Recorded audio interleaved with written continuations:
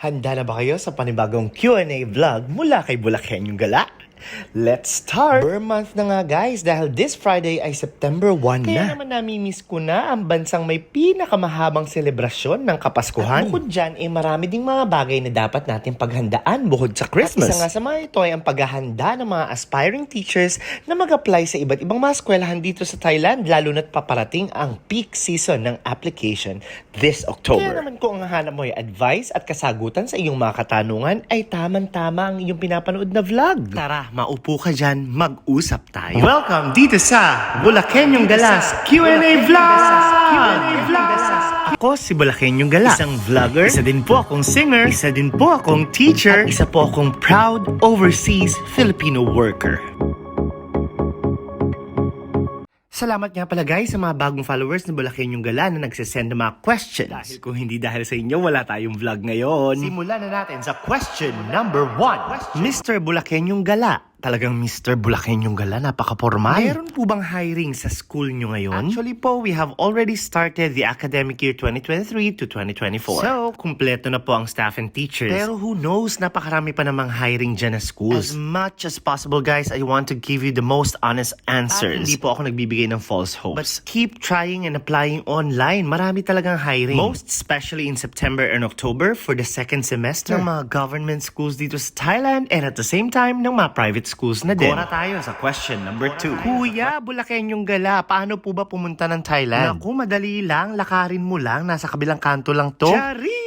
Abay, syempre po, unang-una kumuha ka ng passport. But kung may passport ka na, bili ka na ng ticket. The earlier time you buy a ticket, the better kasi nga mas mura. At ihanda mo na ang mga documents you need. Lalo na sa mga isasagot mo at ipapakita mong documents dyan sa mga immigration officers sa Pilipinas. Ayan ha, nasagot ko yan kung paano pumunta sa Thailand. Next, question number 3. Guys, eto na naman tong question na to which I find so peculiar. Idol, Bulakenyong Gala, which is better, walk-in po ba or direct hire? To begin with guys, let's differentiate yung walk-in saka yung sinasabi nyong direct hire.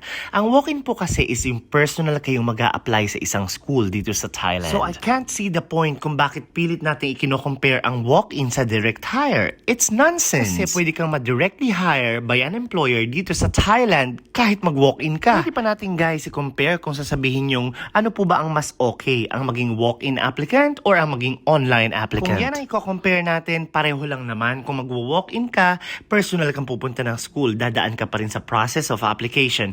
Kung naman mag-online application ka, dadaan ka pa rin sa process ng application. Ang difference lang, online yung isa gumastos ka sa pamasahe. Dahil pumunta ka personally dun sa school compared dun sa online application mo na ang naging puhunan mo ay internet connection. At yung isa na direct hire, ay pwede natin i-compare yan doon sa dadaan sa agency. Kasi nga kung direct hire ay directly kang i-hire ng isang school at sila mismo ang magpapasweldo sa'yo at sila mismo yung magiging employer mo. However, kung dadaan ka ng agency ay parang may cut na sila sa iyong sweldo dahil sila ang maghahanap ng school para sa'yo. Ganun yun. Therefore, between direct hire at dadaan ka sa agency, mas gusto ko na yung direct hire kasi nga, mas buo mong makukuha ang sweldo. Kamtam lektisi. Ay, basta Thai pala. Thai pala itong sinasabi ko. Question number 4. Nako, ito, bago naman ang pangalan ko, Kuya BG. O diba?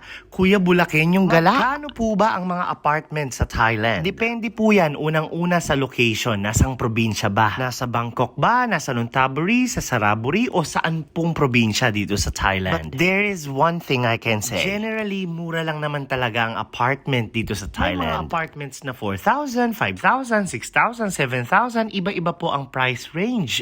It varies. Pero syempre po, ang konting difference dyan ay kung nasa Bangkok yung kukunin yung apartment, medyo mas pricey pag nasa Bangkok. At saka dapat madiskarte ka at maghanap ka talaga ng apartment na mura pero komportable ka naman talaga. Kasi nga, ang prinsipyo ko dyan talaga namang ganito. Real talk guys, OFWs tayo, maghapon tayo nagtatrabaho at nagpapakapagod. Siguro naman deserve natin sa gabi, maayos naman ang ating titirhan at hihigaan, hindi po ba? Pero mag-budget ka rin kasi nga baka baka naman sobra naman dun sa limit yung gastusin mo sa accommodation. Baka naman mas malaki pa yung accommodation mo kaysa sa sahod mo. Maging practical ka. Question number 5. May mga websites po ba na pwedeng i-access para makapag-apply dyan sa Thailand? Bulakenyong Gala? Please do watch yung mga previous vlogs ko about this. Pero meron po ang ajarn.com at ang Facebook. Ayan guys, naka 5 questions tayo and hopefully ay nasagot ko naman na maayos yung mga questions ninyo at nagpapasalamat ako sa patuloy na pagsuporta ninyo kay Bulakenyong Gala. Yung mga nagre-request po ng mga vlogs, don't worry po, coming soon. Sa paggawa ng very strong curriculum vitae at pagsagot sa mga interviews, sige po, gagawin natin yan soon. To end this vlog, gusto ko lang mag-share sa inyo ng isang life lesson. Never pong magiging madali ang maging isang OFW. The fact that you're working far away from your families and friends, that is really a big sacrifice. At wala po talagang madaling trabaho sa buhay. Lahat po talaga ng trabaho dapat nating paghirapan at pakaingatan. Kaya naman kung may trabaho ka, magpasalamat ka because that is a gift from God. At kung ikaw na may wala pang trabaho at kasalukuyan naghahanap ng trabaho, keep praying and work hard for it. Never naging madali ang pinagdaanan ni Bulakenyong Gala para makarating kung saan man po ako nandoon ngayon. Kaya naman lagi akong naiiyak pag may mga nagsasend sa akin ng messages na nagsasabing nai-inspire sila at patuloy akong fina-follow. At sineset ko nga daw ang mataas na standard para sa ating mga Pilipino. Gaya nga ng lagi kong sinasabi guys, Filipinos are the best people in the world. Call me biased, pero yan ang opinion ko. Once again, thank you for your continuous support for Bulakenyong Gala. Thank you for watching my vlogs. See you in my next one. And I hope to see you soon here in Thailand.